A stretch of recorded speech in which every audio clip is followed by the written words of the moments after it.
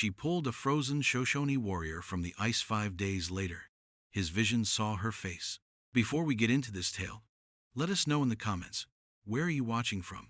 And subscribe if you want more content like this one. The wind bit at Ellara's cheeks, a cruel, familiar sting.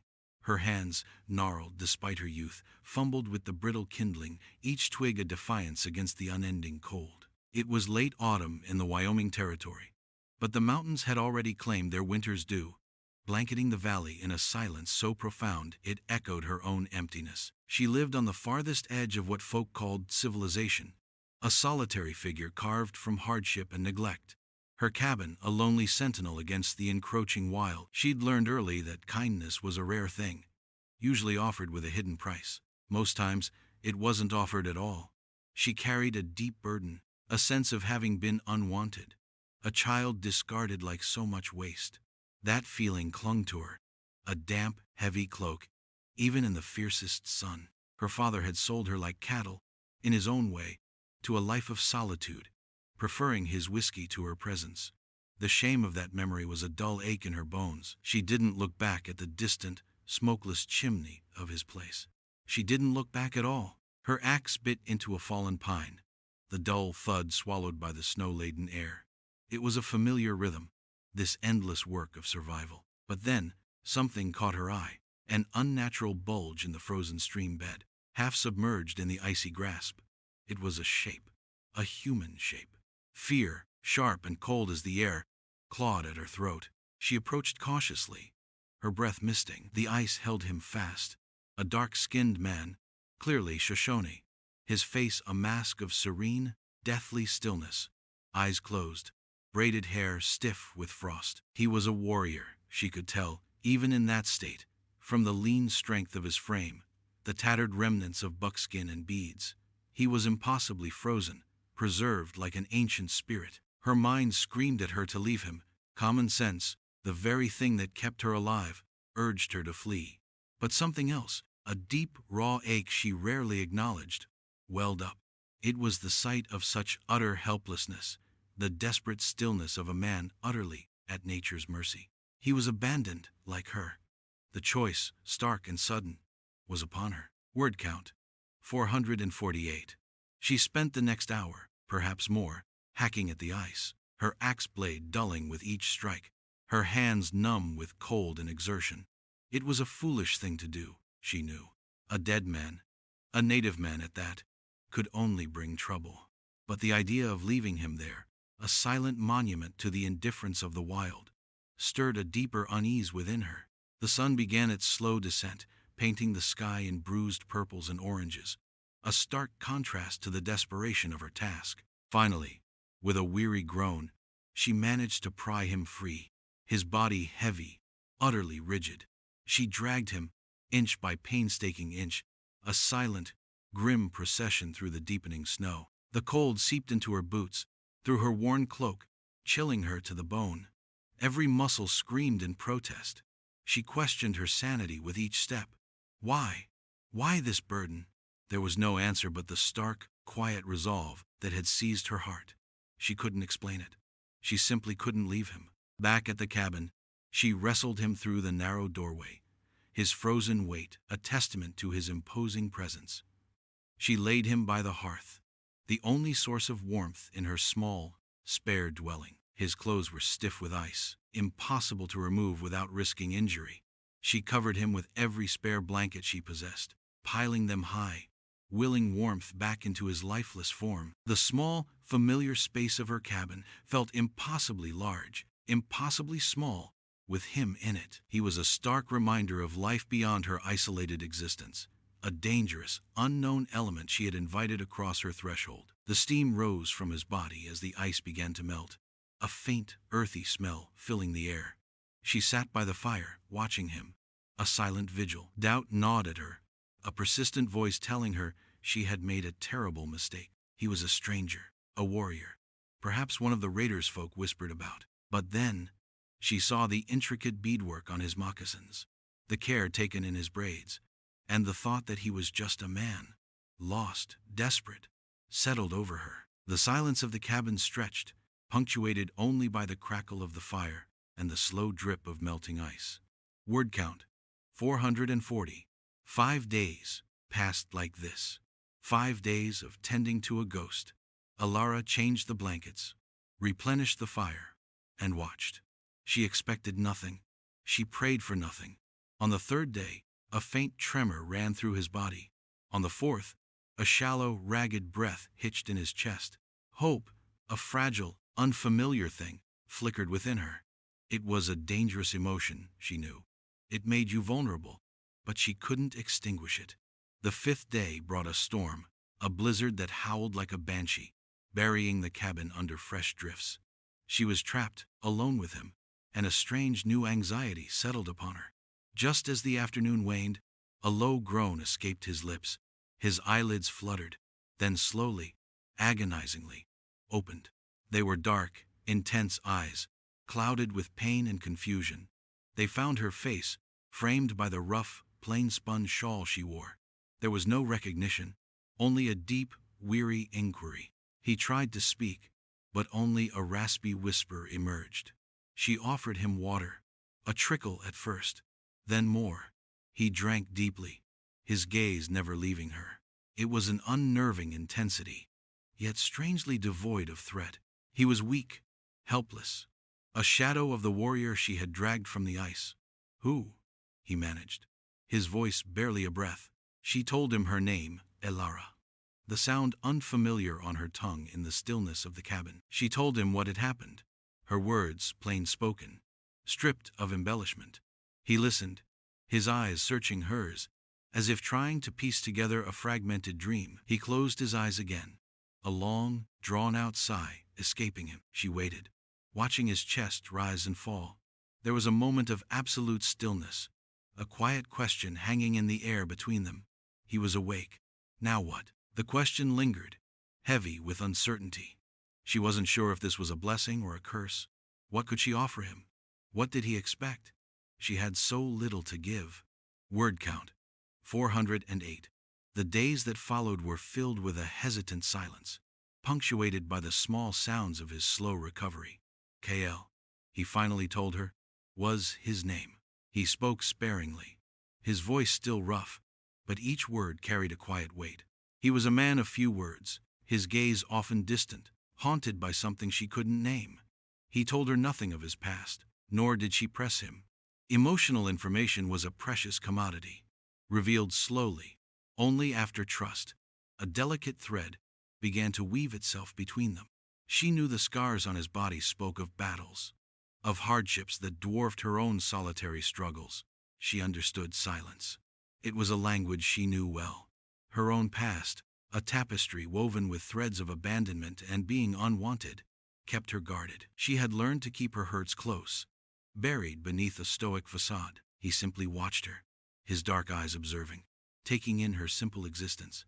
There was a quiet understanding in his gaze, a recognition of burdens carried, unspoken and unshared. One afternoon, the blizzard having finally broken, shafts of weak sunlight pierced the cabin's single window, illuminating dust motes dancing in the air. Kale was stronger now, able to sit upright by the fire. He looked at her, his gaze intense, piercing, and for the first time, spoke of his experience. I had a vision, he said, his voice low, almost a whisper. As the cold claimed me, as the darkness came, I saw a face. His eyes fixed on hers, unwavering. Your face. You were there, pulling me from the darkness. A shiver ran down her spine. The raw vulnerability in his tone was startling. He was sharing something sacred, something profoundly personal. It was an emotional risk for him and for her. It challenged her careful neutrality. It suggested a connection, a destiny she was ill-equipped to comprehend. She felt a strange pull, a sense of wonder mixed with dread. Was this meant to be? Was there such a thing as fate? She had always believed in nothing but the harsh realities of the land. Word count: 420. His words hung in the air, transforming the small cabin into a sacred space. Kale's vision was not a simple memory. It was a revelation, a profound affirmation of their unlikely meeting. It spoke of a purpose, a connection that transcended the frozen riverbed, For Alara, who had known only the weight of isolation, this was both a terrifying and exhilarating concept. It meant she wasn't just a rescuer. She was part of something larger, something spiritual. This emotional risk was immense. It demanded a choice: retreat into the safety of her solitude, or lean into this strange, haunting bond. She chose the latter, hesitantly at first, then with a growing resolve. Her quiet kindness became a balm, a silent promise of safety. As KL regained his strength, their days settled into a quiet rhythm. He helped her with the chores, his movements still stiff but purposeful. He learned to chop wood with her axe, to mend the small holes in the cabin's roof. He showed her how to set snares for rabbits, sharing knowledge of the land she had never known. They didn't speak much of their pasts, not yet. The trust was still forming, a delicate vine reaching for light. Yet, a silent understanding grew between them. She began to see the quiet dignity in him, the strength not just of a warrior, but of a spirit. He saw beyond her plain clothes and her solitary existence, sensing the deep well of empathy and resilience she possessed. He was not a burden, she realized, but a presence that filled the aching void she had carried for so long. She found a strange sense of belonging in his quiet companionship, a feeling she had believed impossible for her. Her heart, long scarred and shuttered, began to unfurl, like a winter flower finding an unexpected spring. It was a fragile thing, this newfound peace, but it was real. Word count: 401. The fragile peace of their shared existence was shattered one bitter afternoon. A shadow fell across the cabin door, not the passing cloud, but the hulking form of a man. The scent of wood smoke, heavy with the stench of cheap whiskey, clung to him. It was Elias Vance, the self-appointed sheriff from the nearest settlement, a man known for his self-righteous fervor and suspicion of anything different. He had a reputation for finding trouble, or making it where none existed. He was a morally ambiguous authority figure, his judgment often warped by prejudice and greed. "Heard tell you got yourself astray," he drawled, his eyes cold and calculating, raking over Alara, then darting to Kale, who stood silently behind her, his hand resting instinctively on a hunting knife he'd fashioned. Vance's gaze lingered on Kael's dark skin, his traditional braids, a sneer twisting his lips. "An Indian no less. You know the rules, girl. We don't take kindly to your kind consorting with theirs. Especially not one from the raiding tribes."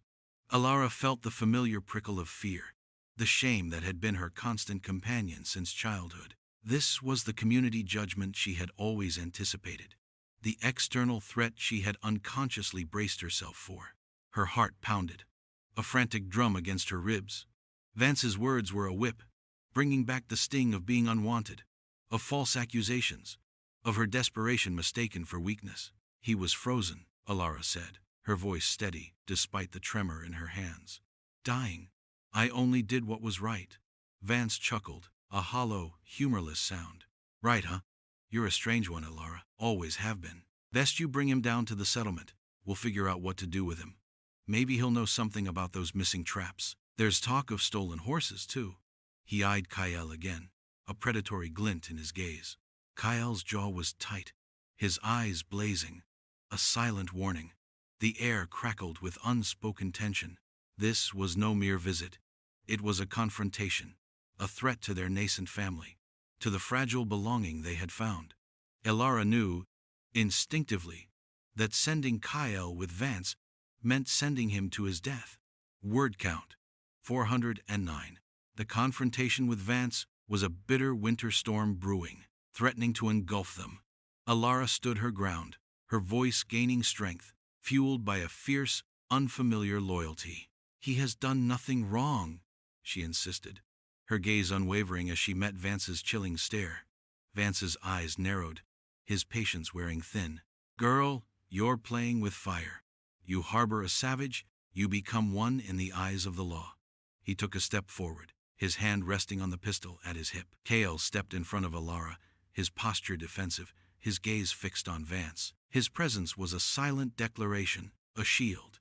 The choice was stark: succumb to the threats, or fight for the safety they had found. This was the loyalty tested, not just in Alara's heart, but in the physical space between them. Vance, seeing the unwavering resolve in Kael's eyes, hesitated. He had expected a cowering woman, not this united front. He scoffed, turning to leave. Mark my words, Alara. This ain't over. Folks in town ain't gonna take kindly to a white woman and well, you know.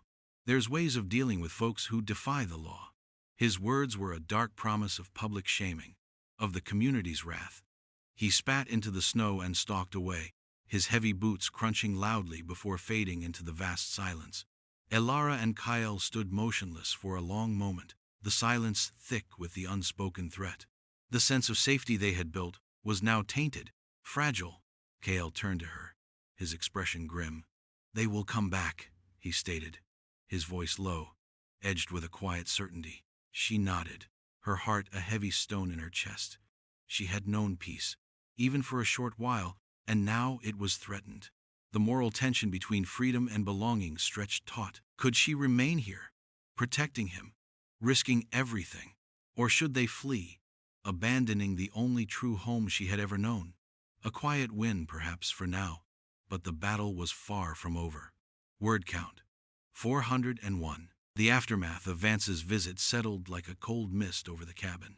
The immediate threat had receded, but the scars of the encounter remained, raw and exposed. Their quiet sanctuary now felt watched, vulnerable.